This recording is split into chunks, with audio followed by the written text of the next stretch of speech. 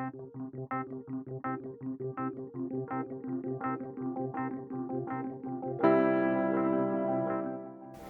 my name is Dr. HaleyTownsend. I am an assistant professor in the Capstone College of Nursing here at the University of Alabama.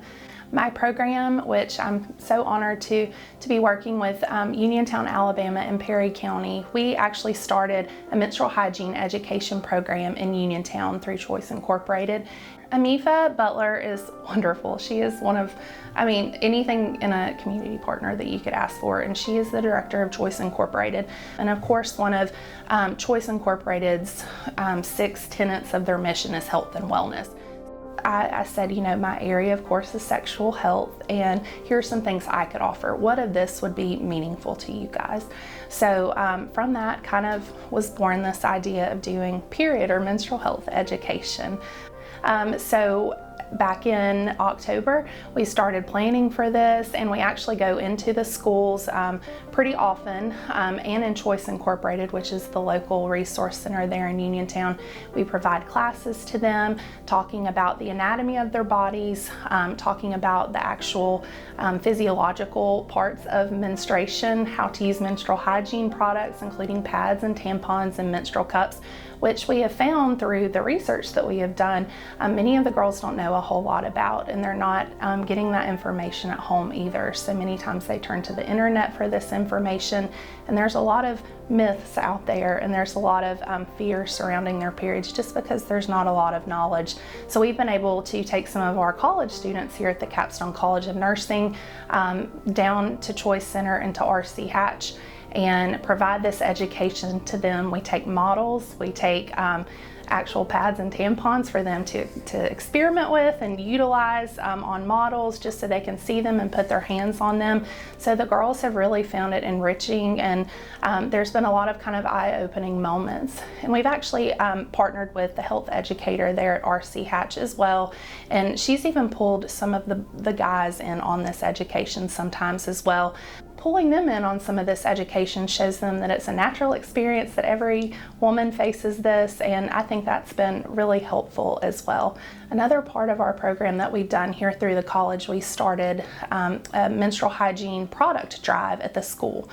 So we just reached out to all of our students in upper and lower division and asked them to bring in a donation of pads or tampons. And through the funding that the Council for Community-Based Partnerships actually provided, we were able to provide some free menstrual cups with that funding. We asked our students to bring in pads and tampons. I was overwhelmed with the support from faculty and students here. So we actually started a menstrual hygiene locker at the school as well. So at all times, it's stocked full of those items, and if a girl is at school and she happens to be there and doesn't have what she needs, she can go to the locker discreetly for free and get what she needs. So we're really proud of that too, and that's one of those things that we will continue long after this funding has come to an end.